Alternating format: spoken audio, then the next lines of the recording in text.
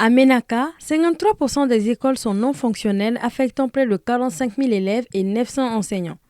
La rencontre entre le collectif des enseignants de Ménaka et le chef du gouvernement s'inscrit dans une démarche d'apaisement, mais aussi de solution pour le retour des enseignants.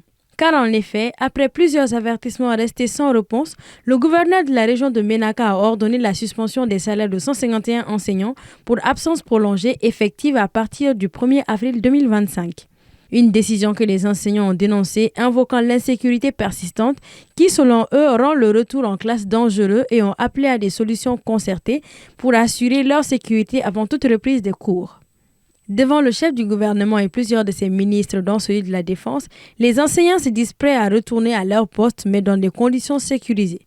Aussi, ils demandent entre autres leur déplacement sécurisé de Bamako à Ménaka, la possibilité d'évacuation en cas de maladie, des traitements particuliers en termes de logement et de vivres, ainsi que le renforcement de la communication. Et en plus de la rencontre au niveau national, au niveau régional aussi, la synergie des syndicats de l'éducation signataires du 15 octobre 2016 ont rencontré quand même le DAE après la sortie de la décision du gouverneur, sur laquelle on a constaté beaucoup d'insuffisances. Donc après cette première rencontre-là, nous avons adressé quand même un courrier au gouverneur en question pour lui demander d'accorder un délai supplémentaire aux différents services techniques de Ménaka pour au moins pouvoir faire un bon travail sur ces listes-là. Et en plus de ça, de s'appliquer quand même personnellement au niveau local et régional pour assurer le transport sécurisé de ces enseignants-là qui sont à Bamako et dans les autres régions. Selon l'UNICEF, la crise sécuritaire a gravement impacté le secteur éducatif dans la région de Ménaka, où 1792 écoles restent encore non fonctionnelles,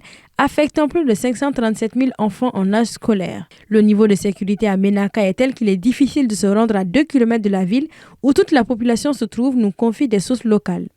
Le Premier ministre a rassuré les enseignants qu'il les accompagnera sur le plan de la sécurité et du logement. Et quant au ministre de la Défense, il a donné l'assurance que la situation sécuritaire est favorable au retour des enseignants dans la région. À noter que depuis 2012, beaucoup d'enseignants n'occupent pas leur poste, invoquant l'insécurité. Selon Studio Tamani, actuellement toutes les écoles ouvertes de la région sont délocalisées dans la ville de Ménaka et sont généralement tenues par des volontaires.